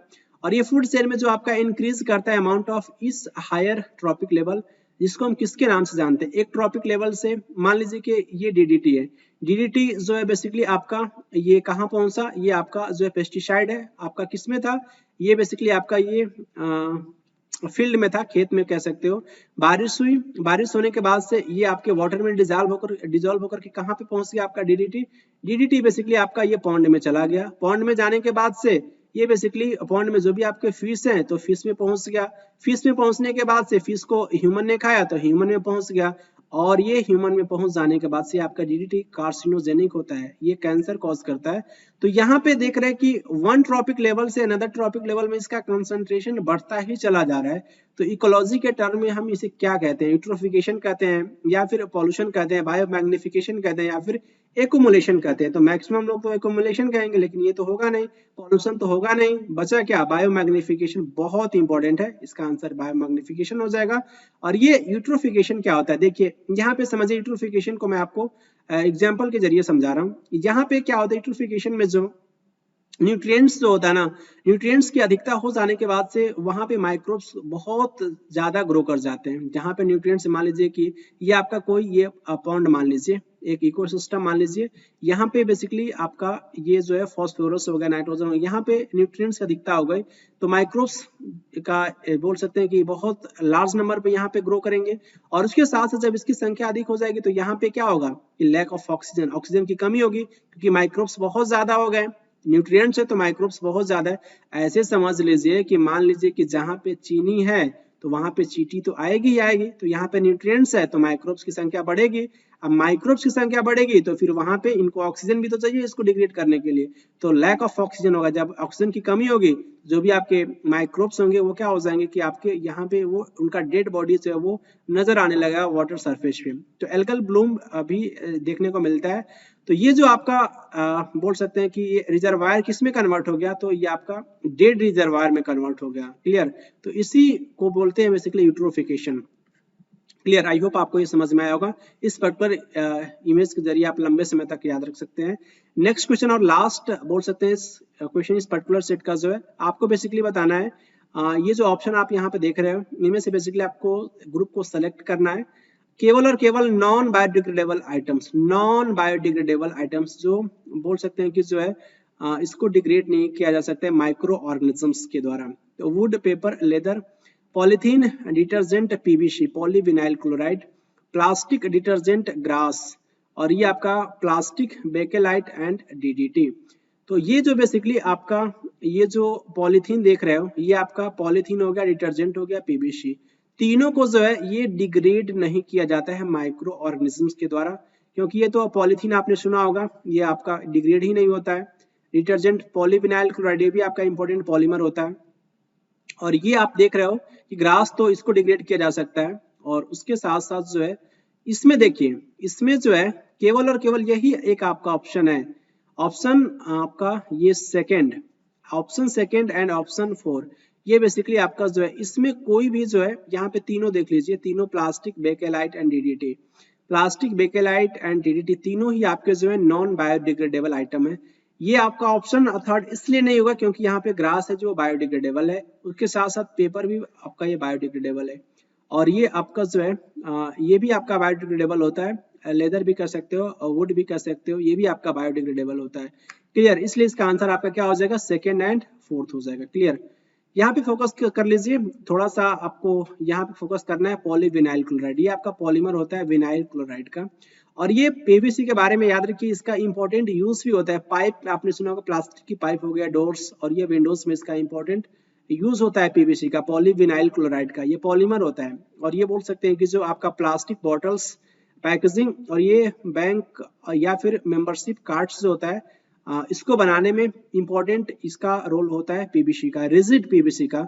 और ये इसमें प्लास्टिसाइजर्स भी डालते हैं। ये क्या होते हैं प्लास्टिसाइजर्स, क्या होते हैं, जो आपका ये पीवीसी कठोर है, पीवीसी कठोर है तो बहुत सारी चीजें नहीं बनाई जा सकती है, तो इसको जो रिजिड पीवीसी को बेसिकली सॉफ्ट पीवीसी में कन्वर्ट करेंगे, उसमें कुछ केमिकल्स ऐड किए जाते हैं, उस पर्टिकुलर केमिकल्स को कलेक्टिवली जो है हम प्लास्टिसाइजर्स के नाम से जानते हैं। और ये पीवीसी आपका ये कह सकते हो कि जब उसमें आप ये प्लास्टिसाइजर्स को ऐड करोगे ना तो पीवीसी आपका ये सॉफ्ट हो जाएगा और बहुत ज्यादा ये फ्लेक्सिबल हो जाएगा।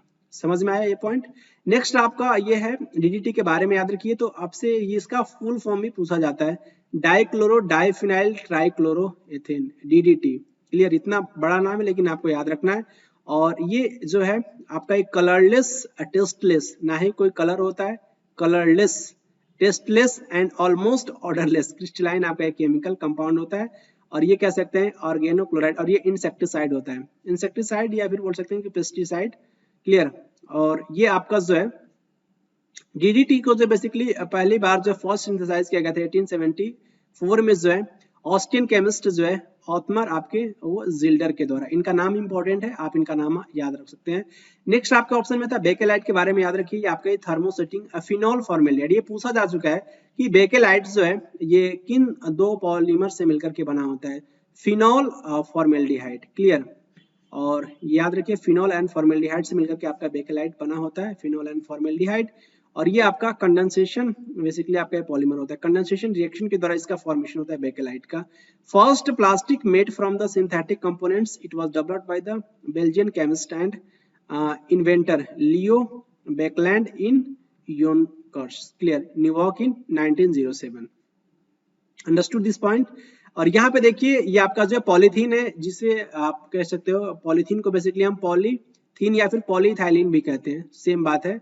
और ये आपका ये जो पॉलीमर जो होता है वो प्राइमरली इसका यूज किया जाता है, आपने यूज भी किया होगा, बेसिकली प्लास्टिक में हम लोग रखते हैं वो जो कई वेजिटेबल्स के दुकान पे जाते हैं, सब्जियों की दुकान पे जाते हैं, सब्जी में जो दिया जाता है वो आपका वही पॉलीथीन होता है।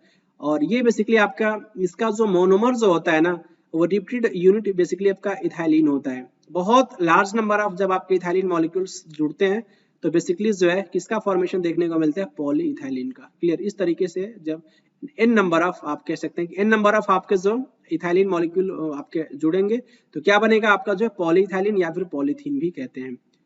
ओके, इसी के साथ बोल सकते हैं कि mission SSC CGL mains batch 2023 का 100 वीडियोस का वीडियो नंबर 16 आपका एक कंप्लीट होता है। आई होप आप इस पर्टिकुलर वीडियो को बहुत अच्छे से एंजॉय करेंगे, एक इन्फॉर्मेशन को लंबे समय तक याद रखने का प्रयास करें, क्योंकि आपके एग्जाम्स में ये मैक्सिमम क्वेश्चंस आपके एग्जाम्स में ऑलरेडी पूछे जा चुके हैं और मैंने काफी अपनी पूरी कोशिश करी कि मैं आपको बेस्ट से बेस्ट एक्सप्लेनेशन दे सकूं।